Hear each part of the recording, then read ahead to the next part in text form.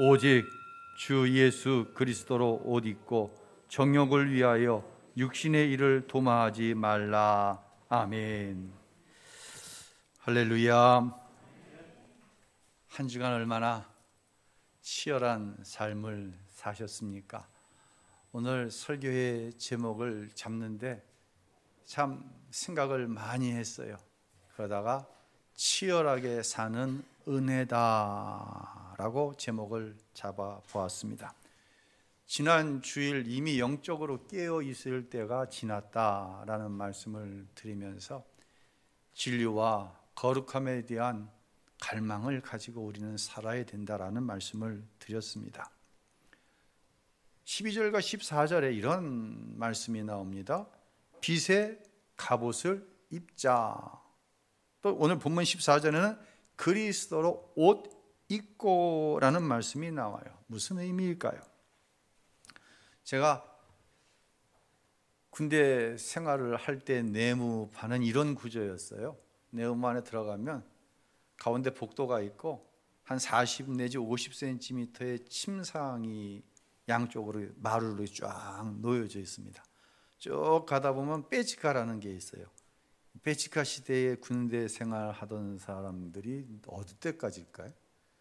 정재준 집사님 군대 생활할 때 빼치카 있었어요? 없었어요? 예?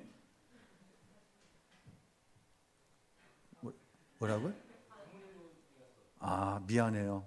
네. 큰 실례를 했네.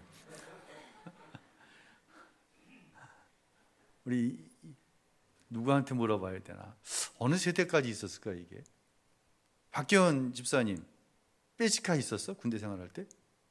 뭔지 모르죠. 빼치카라는 건 뭐냐면 이 석탄과 흙을 적당한 비율로 이겨가지고 불을 떼는 거예요. 밖에서. 그럼 안에 이렇게 벽난로 같은 것은 있는데 불은 밖에 있고 그 열기를 통해서 네오반을 이제 데우는 거예요. 예. 그 옆엔 누구 자리냐? 네오반 고참들 자리야. 따뜻한 자리니까.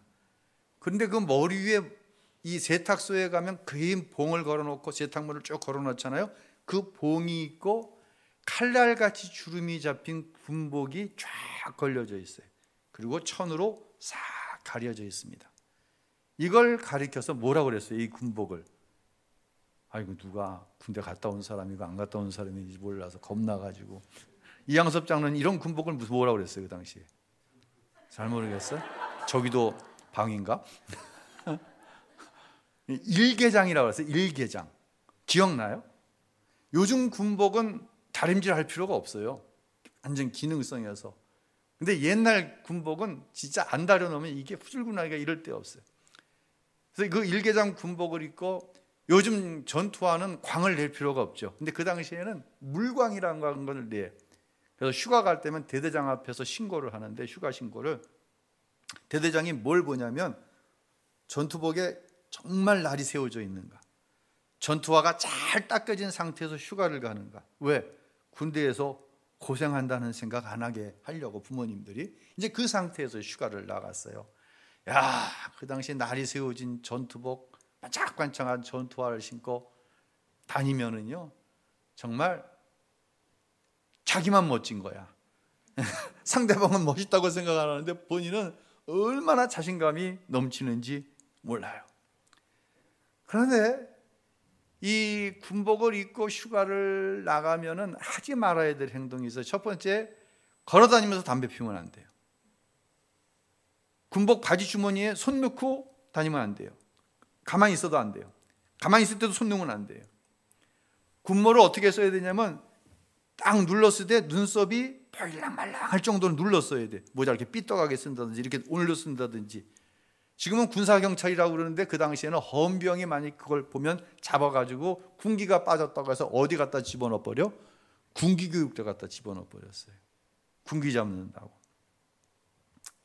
참 이 제복이라고 하는 것은 멋짐이 있지만 자부심이 있지만 거기에는 책임이 따릅니다. 그리스도의 옷을 입는다고 하는 것은 그리스도인으로서의 책임을 이야기해요. 오늘 본문 14절 다시 한번 읽어볼까요? 오직 주 예수 그리스도로 옷 입고 정욕을 위하여 육신의 일을 도모하지 말라. 예수 그리스도로 옷 입은 사람은 정욕을 피해야 됩니다. 이겨야 됩니다.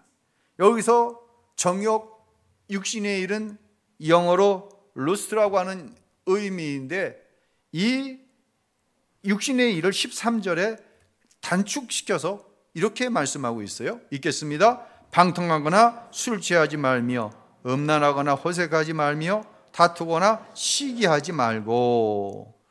이것은 타락한 인간이 가지고 있는 저 밑바닥에 깔려있는 죄의 본능이죠. 그런데 그리스도의 옷을 입으면 이와 같은 정욕, 나 중심적인 생각으로 일어난 시기와 그 시기로 인해서 지로 인한 다툼, 그것에서 멀어지는 나를 보게 된다는 거예요.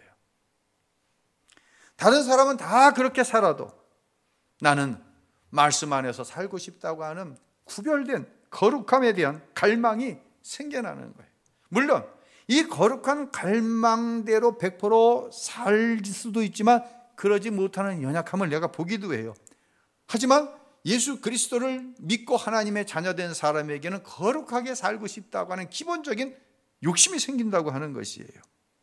이 갈망을 주시는 이는 성령님이시고 이 갈망을 이루신 이도 성령입니다. 내 의지나 결심으로 할 수 있는 것이 아니기 때문에 이것은 전적인 하나님의 은혜다. 할렐루야 라고 우리는 말씀합니다. 그런데 말입니다, 예수로 옷을 입고 사는 성도에게는 함께 쫓아오는 게 있어요. 이런 예가 여러분에게 어떻게 다가올지 모르지만요, 쉽게 얘기해서 입사 시험을 치릅니다. 아니면 이직을 위해서 어떤 면접을 본다고 예를 한번 들어봅시다. 요즘에는 이 면접관들이 갖고 있는 서류에 종교란이 없죠. 종교란이 없죠. 이진영 이제 종교란이 있어요? 요즘에도? 없지요. 그 법적으로 못하게 돼 있죠. 그런데 면접할 때 법적으로는 안 돼 있지만 이렇게 묻는 거예요. 혹시 우리 회사에 입사를 했는데 당신의 종교가 무엇입니까? 라고 그냥 던지는 거예요. 그러면 저는 교회 다닙니다. 교회 다니는 집사입니다. 아, 그래요? 그럼 제가 한 가지 좀 묻겠습니다. 혹시 직원들 간의 단합을 위해서 회식을 할 때 누군가가 술을 한 잔 권하면 마시겠습니까? 거래처 사람들과 많이 상대를 해야 되는데 거래처 직원들과 술을 한 잔 할 기회가 있으면 그 술을 마시겠습니까? 그들 말대로 일요일이 되었습니다. 그런데 거래처 사람들과 골프를 해야 됩니다. 그럼 교회에 나가지 않고 그 골프 모임을 회사를 위해서 나갈 수 용의가 있습니까? 라고 묻는 거예요. 이 질문에 원하지 않는 대답을 하면 자기가 원하는 그 기업에 입사를 하지 못할 수도 있습니다. 사랑하는 성도 여러분, 그리스도의 옷을 입고 살아가는 진리와 거룩함에 대한 갈망을 가지고 살아가는 성도에게 항상 같이 따라붙는 게 있어요. 그게 뭐냐? 환난이라고 하는 것이에요.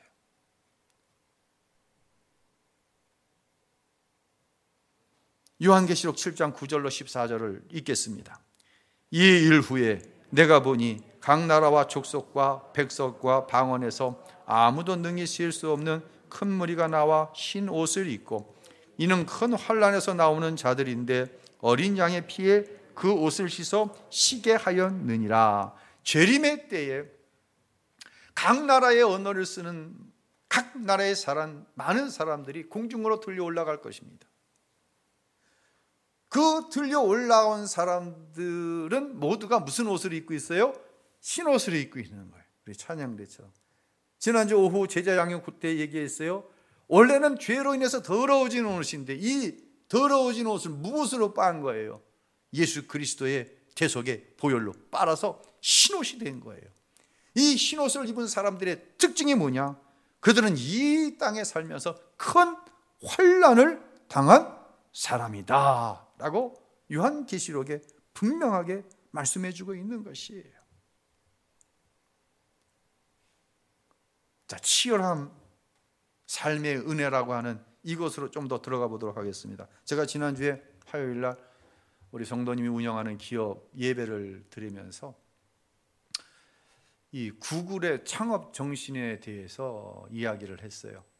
뭐 구글이라고 하는 기업을 여러분이 어떻게 인정을 하든 그것은 뭐 자유이고 어둠에 있고 또 밝음이 있을 수 있겠죠.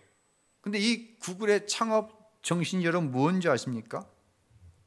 바로 Don't be evilly, 악마적으로 사업하지 않는다는 거예요. 세상에 어떠한 악한 방법을 가지고 사업을 한다고 할지라도 우리는 결코 그 악마적인 사업을 통해서, 방법을 통해서 기업을 성장시키지 않겠다고 하는 것이 구글의 창업 이념이라고 합니다. 여러분, 기업은 왜 창업을 합니까? 기본적으로 돈 많이 벌기 위해서입니다. 근데 이 구글의 창업 정신 안에 뭐가 숨어 있냐면, 악마적으로 사업하지 않아도, 악한 원리를 가지고 악한 원리에 순응하지 않고 저항하며 사업을 해도 사업이 잘 될 수 있다고 하는 것을 한번 보여주자, 우리 뻔때 있게 한번 해보자, 이제 이 정신이 들어가 있는 거예요. 구글이 알파벳이라고 하는 공동 기업의 이제 자회사가 되어지면서 이 창업 정신을 좀 더 강화했어요. 뭐라고 강화를 했냐면 do the right thing, 똑바로 살자는 거예요. 이제 세계적인 기업이 되었습니다. 세계적인 기업이 되었으니까 이제부터는 악마적으로 살지 않는 치열함도 있었지만 똑바로 해야 된다는 거예요. 다시 말씀드립니다. 뭐 구글이 이것을 그대로 창업 정신 또 행동 강령에 의해서 기업을 운영하든 안 하든 참 이것은 우리가 마음에 새겨볼 만하다라는 생각을 했어요. 자, 그렇게 이제 기업 신방 때 이렇게 좋은 이야기를 하면서 이제 마치고 돌아오는데 퇴근 시간에 걸렸어요. 그 다음 수요일이 3.1절 공휴일이잖아요. 공휴일 전 퇴근 시간, 정말 굉장하더라고요. 저 까치우려고 이렇게 넘어오는데 얼마나 이 차량이 홍수더라고요, 진짜. 예. 제가 그 차들을 보면서 그런 생각을 했어요. 두 가지 생각을 했는데, 우리 성도들도 정말 치열하게 세상에서 살다가 집으로 돌아가고 있겠지. 얼마나 치열하게 살았을까. 이렇게 한 주간 치열한 삶을 살다가 주일날 교회에 나오는 사랑하는 성도들에게 그들이 필요한 것을 나는 만족시켜주고 있는가. 제가 한 첫 번째 생각이에요. 또 하나는 돈 버는 일에 있어서도 사악해지지 말자. 사악하게 기업을 운영하지 않아도 돈 벌 수 있는 거 보여주자. 정말 똑바로 살자 라고 하는데,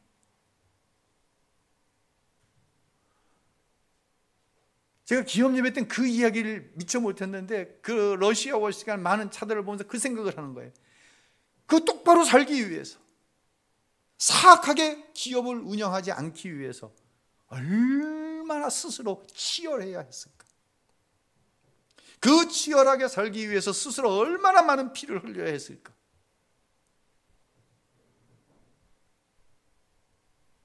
과연 나는 치열함과 피 흘림 앞에 복음의 옷을 입고 성도들 앞에 당당하게 서 있는가?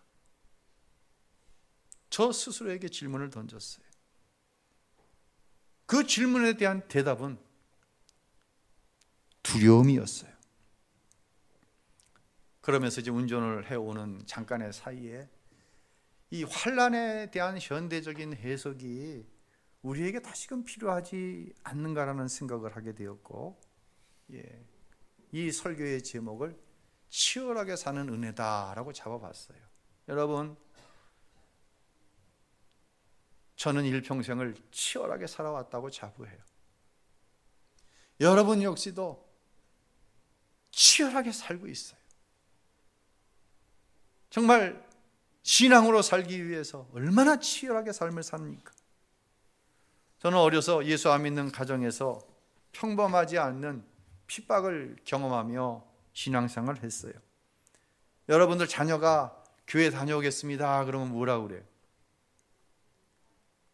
송이가 엄마 나 일부 예배 가요, 먼저 가요 그러면 뭐라고 그래요? 우리 이봉선 집사님은 가든지 말든지 그러지 않죠. 속으로나마 참 착하다, 잘 다녀와라, 은혜 많이 받아라, 오늘도 교사 잘해라, 이게 정상적인 거예요. 저는 토요일만 되면, 그땐 토요일 날 저녁 때 이제 학생부 예배가 있었거든요. 토요일만 되면 뭐라고 거짓말하고 교회에 가야 되나, 주일날도 교회에 간다고 하면서 교회에 가본 적이 없어요.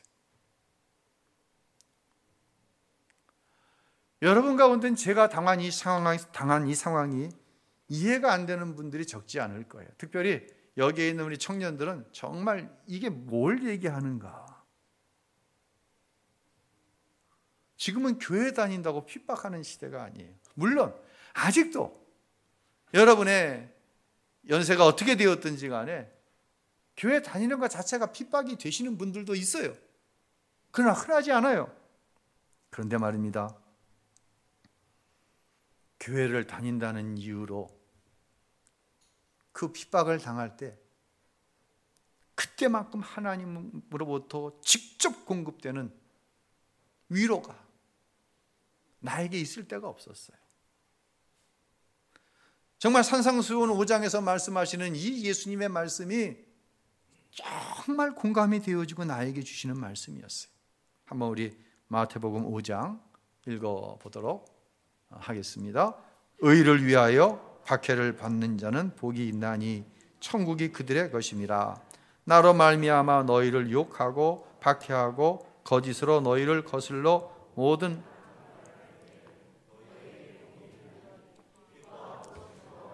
하늘에서 너희의 상이 흠이라.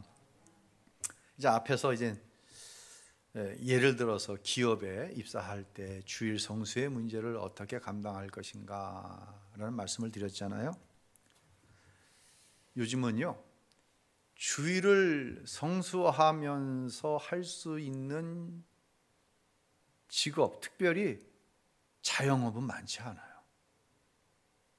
그렇죠? 그런데 목사님은 뭣도 모르고 주일 성수해라? 주일은 꼭 지켜야 된다? 아니, 목사님은 세상 돌아가는 물정을 전혀 모르시는 거야. 그러니까 저런 이야기 하지. 이렇게 항변하신 분도 있을 수 있어요.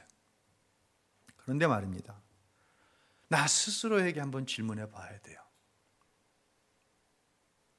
나는 정말로 세상에서, 가정 안에서, 또한 교회 안에서 얼마나 치열하게 살고 있고 얼마나 치열하게 신앙생활을 하고 있는가. 과연 내 삶 속에, 내 신앙생활 속에 내 사명을 감당하는 데 피 흘림이 있는가. 그 질문을 해봐야 된다는 이야기예요.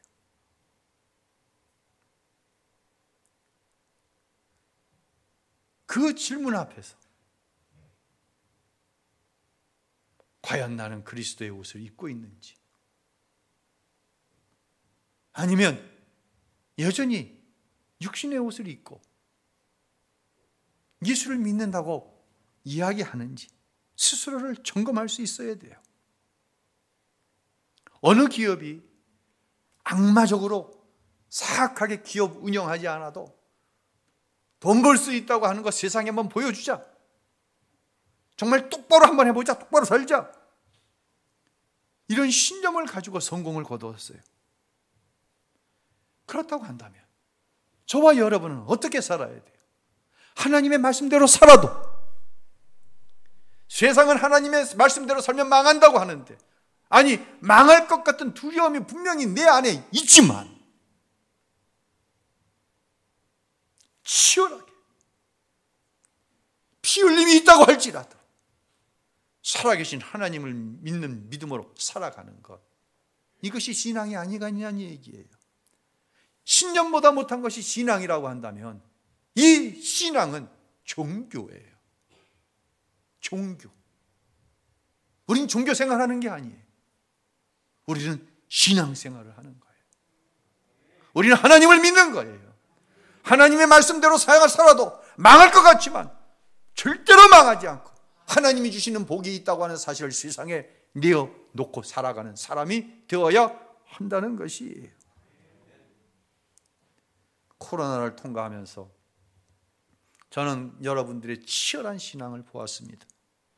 전염병에 대한 두려움이 있습니다. 가족과 주위에 따가운 시선이 있습니다.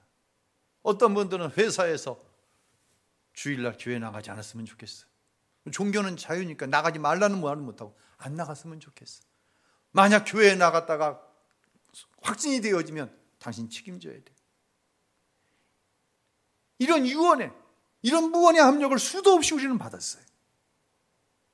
그 가운데서도 성전 예배를 고수하고 치열하게 사명을 지킨, 사명을 감당한 여러분들을 볼 때에 정말 은혜가 되었어요.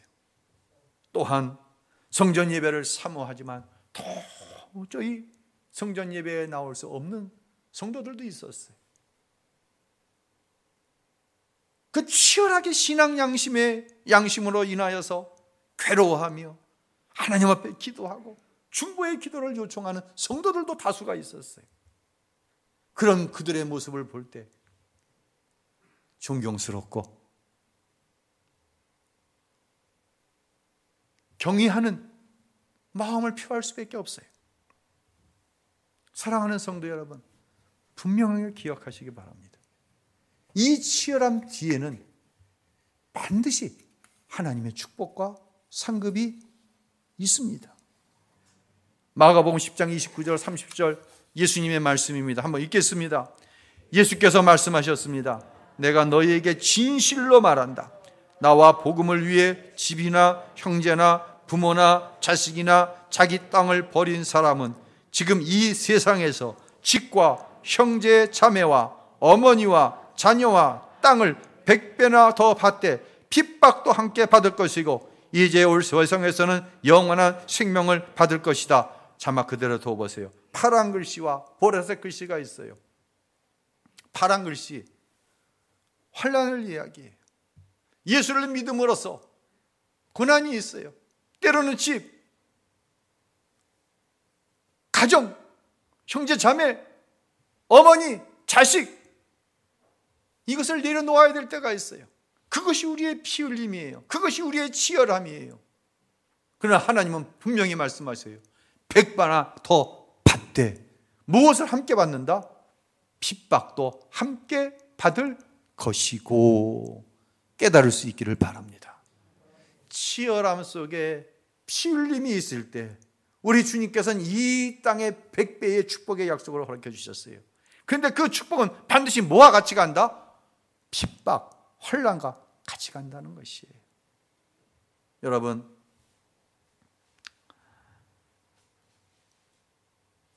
우리가 이제 천국에 갈 건데요, 우리가 천국에서 받는 상급의 이유는 단 한 가지예요. 이 땅에서 뭐 어떻게 잘하고 뭐 뭘 누리고, 이거는 우리가 천국에서 받을 상급의 이유가 되지 못해요. 이 땅에서 주의 이름을 위하여 핍박을 당하고 환난을 당한 그것이 우리가 받을 상급의 이유가 될 줄로 믿으시기를 바랍니다. 오늘 설교를 준비하면서 그런 생각을 했어요. 제가 어려서 교회를 다니면서 당한 환난의 문제가 있었습니다. 그런데 제가 지금 당하는 환난의 모습은 아니지만 그때 경험했던 두려움과 또 다른 차원의 두려움이 제 안에 있어요. 그것은 뭐냐면 믿음이 아닌 것을 믿음이라고 생각하는 성도들을 어떻게 일으켜 세우냐에 대한 두려움이에요. 참 이것은 저에게 있어서 커다란 두려움이고 한편의 설교를 준비할 때 이 설교를 잘라내고 깎아내고, 왜요? 성경에서는 이것이 믿음이라고 이야기하는데 얼마만의 신앙생활이 될지 모르지만 믿음이 아닌 것을 믿음이라고 생각하는 분들에게 이것이 믿음이라고 이야기했을 때 내가 생각했던 믿음과 다른 거 충돌이 일어나는 거예요. 그분들을 향한 염려가 지나쳐서 제 안엔 두려움으로 와요. 오늘도 이 설교를 준비하면서 오늘 제가 교회 한 7시에 오전에 한 7시 40분쯤 도착했어요. 또 잘라냈어요. 그런데 예수님께서 하시는 결론은 항상 똑같아요. 요한계시록 3장 1절로 2절, 4절로 5절 우리가 이 의미를 한번 생각하면서 읽도록 하겠습니다. 너는 사대 교회의 사자에게 이렇게 써라. 이 얘기는 뭐예요? 예수님께서 하나님 보좌 우편에 앉아 계신 우리 예수님께서 우신교회 담임 목사에게 이렇게 쓰라는 거예요. 가정에 안에서 하나님의 말씀을 자녀들에게 주는 여러분에게 이렇게 전하라는 거예요. 계속 읽습니다. 하나님의 7영과 7뼈를 가지신 이가 이렇게 말씀하신다. 7영과 7뼈를 가지신 이는 누구예요? 예수님이세요. 계속 읽습니다. 내가 내 행위들을 알고 있으니, 이 행위는 누구예요? 여기서 말하자면 사대교회고 우리로 정하자면 우신교회예요. 다시 읽습니다. 내가 내 행위들부터 시작. 내가 내 행위들을 알고 있으니 너는 살아있다는 이름은 가지고 있으나 실은 죽어 있구나. 너는 깨어서 죽어가는 남은 것을 굳건히 하여라. 너는 내 행위들이 하나님 앞에 온전케 된 것을 찾지 못했다. 그러나 사대에 옷들을 더럽히지 않은 몇몇 사람들이 있다. 그들은 흰옷을 입고 나와 함께 다닐 것이니 그들이 그럴 만한 자격이 있기 때문이다. 이기는 사람은 그들처럼 흰옷을 입을 것이다. 나는 결코 그의 이름을 생명책에서 지워버리지 않을 것이며 내 아버지 앞과 그의 천사들 앞에서 그의 이름을 시인할 것이다. 아멘. 할렐루야. 결론은 항상 같아야 됩니다. 나는 이길 수 없습니다. 나는 절대로 못 이깁니다. 나와 함께 하시는 예수님으로 이기는 거예요. 그래서 우리는 그리스도의 옷을 입는 거예요. 연약하고 치열함을 피하고 피 흘림을 피하고 싶다고 하는 그 인간의 본능이, 나의 죄성이 그대로 자리 잡고 있는 거예요. 그것을 이길 힘이 내게 없기에 이미 십자가에서 내 모든 죄와 허물과 악함을 완전히 담당하신 예수 그리스도, 그 분의 옷을 뒤집어 쓰는 거예요. 요한계시록으로 말씀을 하자면 예수 그리스도의 보혈의 피로 더러운 이 옷을 깨끗하게 빨아 입는 거예요. 누가 빨아주시는 거예요? 우리 예수님이. 할렐루야. 그때 치열함 속에서 경험하는 하나님의 놀라운 위로와 평안이 있는 거예요. 다시 말씀드립니다. 치열함이 없는 곳에 하나님의 위로가 없어요. 치열하게 피 흘림이 없는 그곳에 평안도 없어요. 치열함과 예수를 위해 흘리는 피 흘림이 없는 그곳에 하나님의 축복도 없어요. 약속은 있지만 축복은 없어요. 약속은 우리가 예수를 그리스도로 믿을 때 다 주어졌어요. 그러나 치열하게 피 흘림이 있는 그곳에 그리스도께서 십자가에서 이루신 모든 속죄의 은혜와 축복이 내가 경험하는 것이 되는 거예요. 내 아버지 앞과 그의 천사들 앞에서 그의 이름을 시인할 것이다. 천사들이, 천군이 어둠의 세력들과 내 힘으로 싸울 수 없어 주저앉아 있는 여러분을, 예수의 이름으로 승리하기를 원하지만 어둠의 권세에 눌려있는 여러분을 천군과 천사가 도우실 줄로 믿으시기를 바랍니다. 누구에게? 치열한 예수를 위한 피 흘림이 있는 성도들을 하나님이 천사들을 통해 도우시겠다고 약속하시는 거예요. 그런 은혜의 역사가 치열한 삶을 살다가 치열하게 하나님 앞에 나와 예배하며 맡겨진 사명을 감당하는 모든 사랑하는 우리 지체들 가운데 함께 하시기를, 십자가에서 가장 치열하게 저와 여러분을 위해 피 흘려 죽으신 우리 주 예수 그리스도의 이름으로 간절히 축원합니다.